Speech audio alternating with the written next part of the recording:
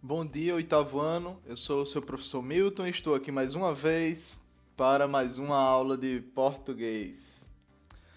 Pessoal, a gente estudou aposto na última aula, né? A gente viu direitinho o que era aposto.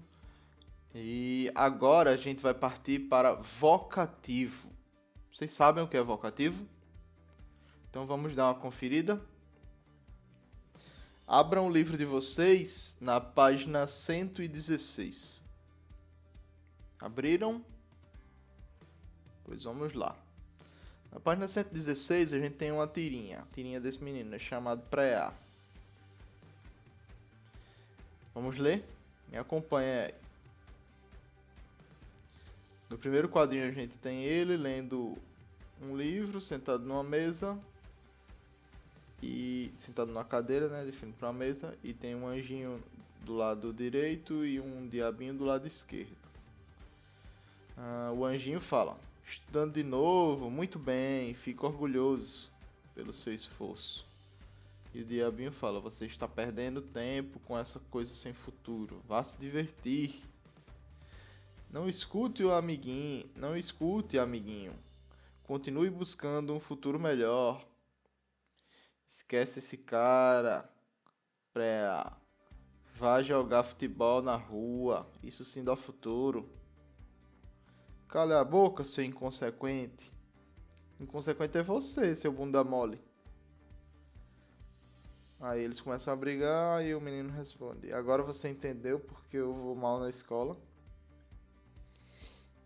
Então, pessoal, a gente teve nessa tirinha alguns exemplos de vocativo. Vamos dar uma olhadinha aqui, vamos dar uma conferida no que o livro tem mais a dizer. Ele vem aquelas 4 perguntas, ou geralmente vem 4, 3 ou 5 perguntas padrões que vem sempre que vem um texto assim. Então vamos ver se tem algo interessante. Os quadrinhos são engraçados porque sugerem uma causa muito improvável para o desempenho ruim de Pré-A na escola. Que causa é essa? Que tem um anjo e um demônio que fica brigando para ver o que é que ele vai ouvir. Essa é a causa que... Não é isso que acontece. No segundo quadrinho, o anjo orienta carinhosamente o menino a não dar ouvidos ao diabinho. Que palavra na fala do anjo denota carinho, afetividade. Amiguinho. Não o escute, amiguinho. Ele chama ele de amiguinho.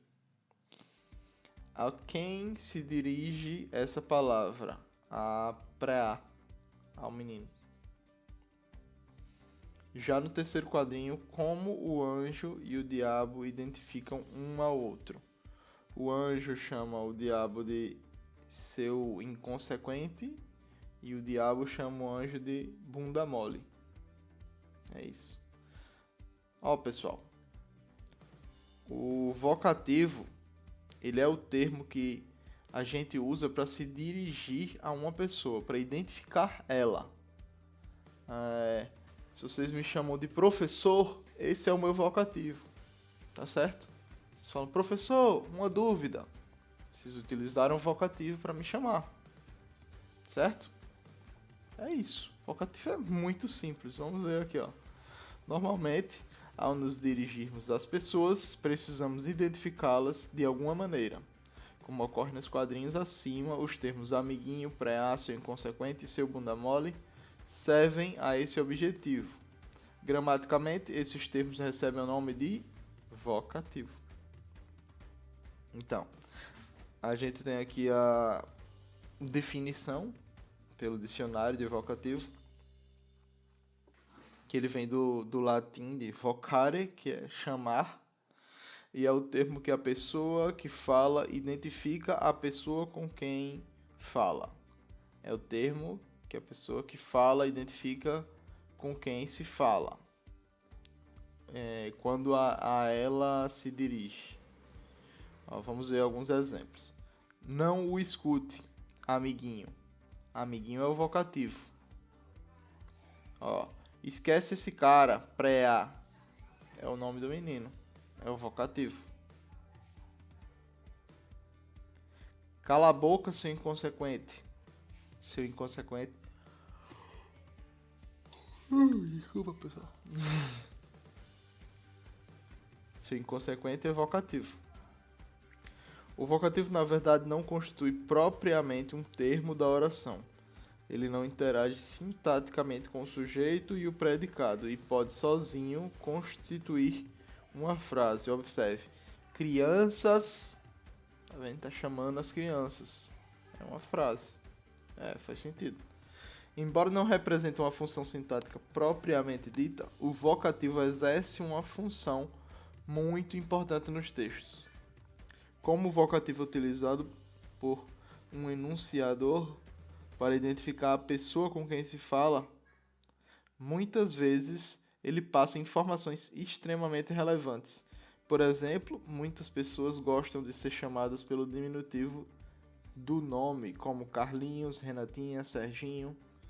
Então, se o professor fosse pedir um favor a um aluno que gosta de ser chamado dessa forma, ele diria: Paulinho, você poderia pegar seu livro? Carlinha, você poderia fechar a porta? Nesses casos, o vocativo Paulinho e Carlinha indica afetividade e se adapta bem à situação. Agora imagine esta outra situação, aborrecido com Paulinho, que ainda não pegou o livro, e com Carlinha, que deixou a porta aberta ao passar. O professor lhes dará ordens. Paulo Roberto, pegue seu livro. Carla Regina, feche a porta. Nesse caso, além da entonação grave, a ordem se expressa por meio da escolha do vocativo, pois na nossa cultura chamar alguém pelo nome completo normalmente denota certo aborrecimento. É isso, pessoal. O vocativo, apesar dele não ser uma parte que seria muito importante da sintática, ele é algo bastante relevante, porque a gente percebe o que o locutor está querendo passar para a gente a partir do jeito que ele fala. Então, se o vocativo está de um jeito, como ele deu o exemplo aqui, se o vocativo está no diminutivo, você vê que o professor ainda está paciente. Agora, se você vê que o professor já está usando seu sobrenome, é porque ele já perdeu a paciência. Então, a imagem muda de perspectiva, sabem? E quando isso acontece no português, isso é muito relevante, porque o importante para o português, o importante da nossa língua é a comunicação.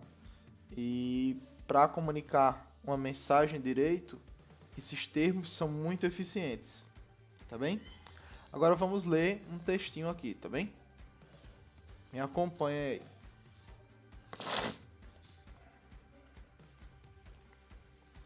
Asa curta. Asa curta era um passarinho já muito velho, mas que ainda não sabia voar. Ele tinha aprendido em seus 8 anos de vida muita coisa que passarinho nenhum desse mundo nunca haveria de saber. Quem já viu passarinho nadar? E esse nadava. Quem já viu passarinho ler um livro? E esse lia. Quem já viu passarinho dançar? E esse dançava. Tudo que é dança que sabe dançar.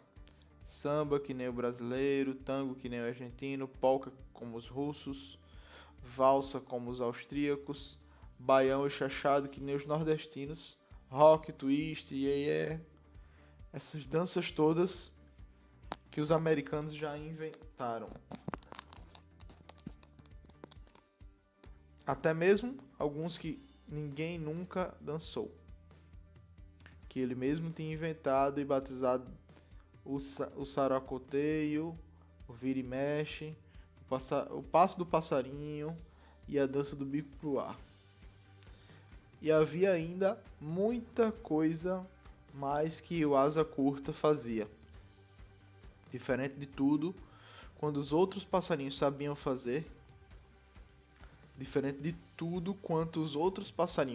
fazer, ele era mesmo um artista. Desses de ganhar prêmio em programa de televisão.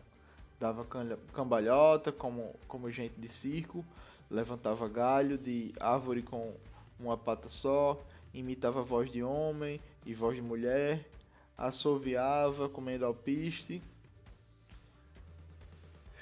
Mas de que adiantava fazer tudo isso e muito mais, e que ele só não fazia porque senão os outros iam pensar que ele era um passarinho louco.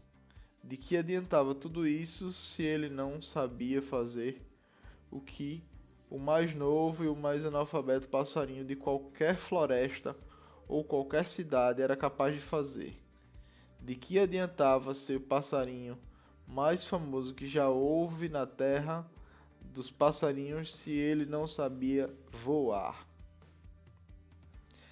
Não adianta nada, queixava-se o velho asa curta, em conversas com a andorinha veloz, sua maior amiga e a única criatura que conhecia esse seu segredo de não saber voar.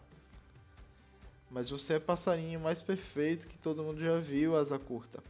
Sabe fazer casa como o João de Barro, canta que nem o Curió e depois é o artista da inveja a toda a gente. A andorinha veloz tinha razão. Ele podia fazer tudo isso, mas não se sentia nem um pouco feliz porque não era capaz de voar. E por isso ele tinha poucos amigos.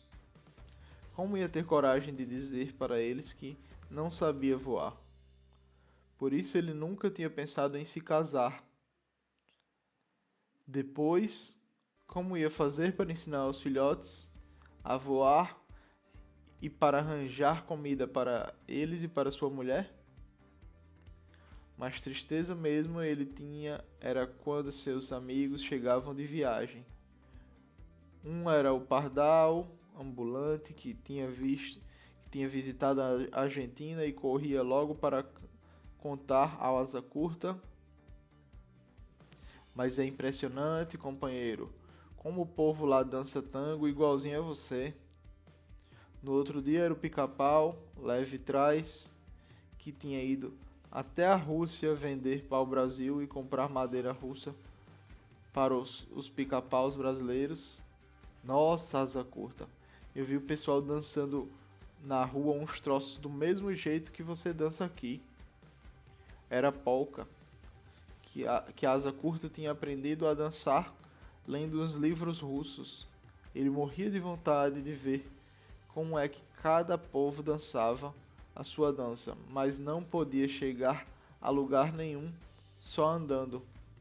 E então, quando os outros passarinhos lhe perguntavam por que ele não viajava também, a asa curta saía sempre com as desculpas. Eu já estou velho, não aguento mais essas viagens. Ou então era obrigado a dizer uma mentira qualquer. Eu já viajei muito quando era moço, aprendi muita coisa, agora prefiro ficar por aqui mesmo. Mas fazia uma cara tão triste nesses momentos que todos percebiam a mentira e que ele estava com muita vontade de viajar também. Então por que motivo não viajava? Só a andorinha veloz sabia, mas não contava a ninguém. Ficava só consolando o amigo. E quando voltava de viagem, não trazia só notícias para o asa curta, trazia também presentes, livros, revistas e fotografias. E assim a asa curta ficava sabendo mais ainda das coisas. Mas isso era pouco. Ele já estava cansado desse conhecimento só de livros, de revistas e de fotografias.